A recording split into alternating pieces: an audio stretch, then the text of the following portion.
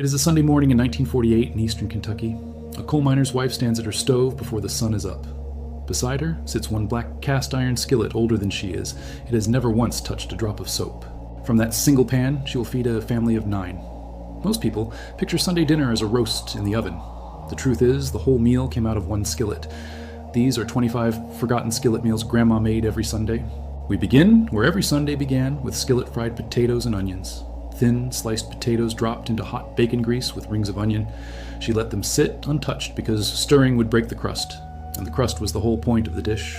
A 5-pound bag of potatoes cost about 39 cents. The grease was already waiting in a coffee can. On the stove, children fought over the crispy bits stuck to the bottom of the pan. Next came fried cornmeal mush set out to firm up overnight. Sunday morning, she sliced the solid block and fried each piece. The outside formed a shattering golden shell around a soft center served with butter and a pour of sorghum syrup. This was hard times food that survived because it simply tasted wonderful.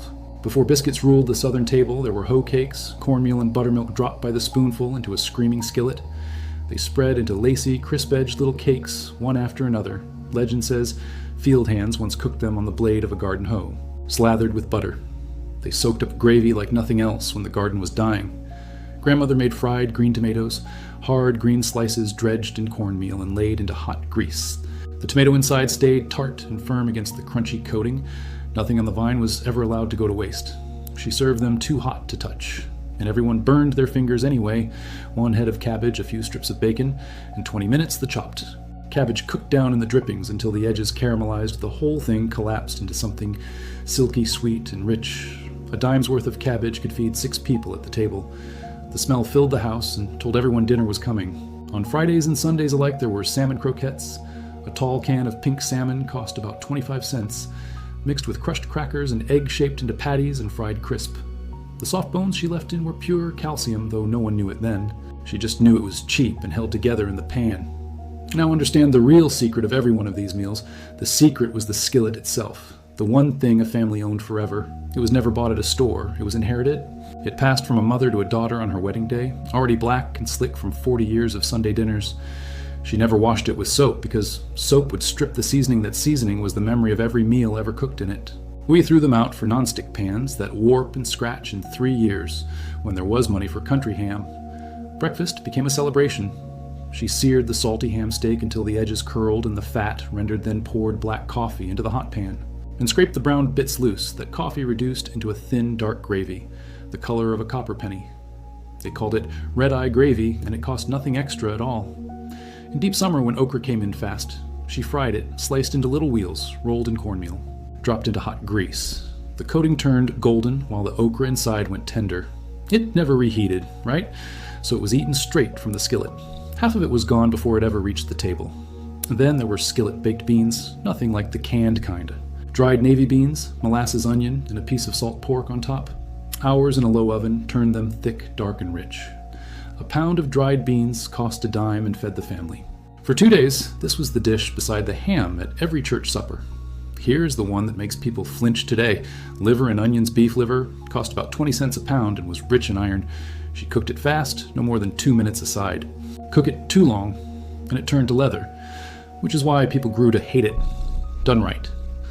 It was mild and rich, under a mountain of sweet onions. On a good Sunday, there was fried catfish rolled in cornmeal, dropped into deep, screaming hot grease. Until the coating puffed and crackled, she fried it in batches, never letting the grease drop in temperature, served with hush puppies, fried in the very same fat.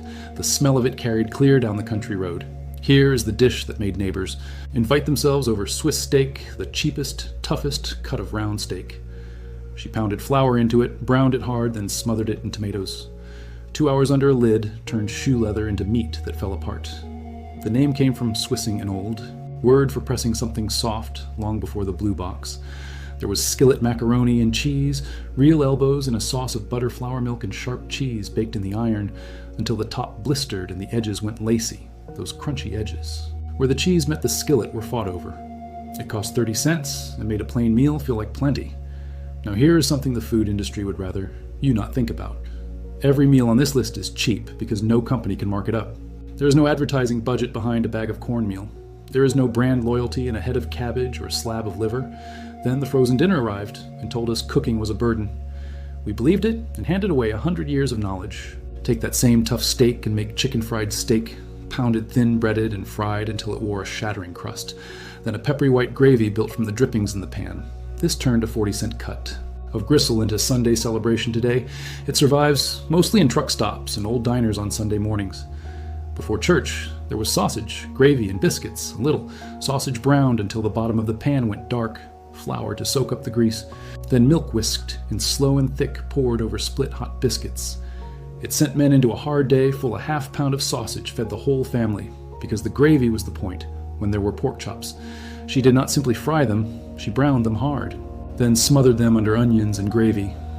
Low-covered heat turned thin, cheap chops silky and tender.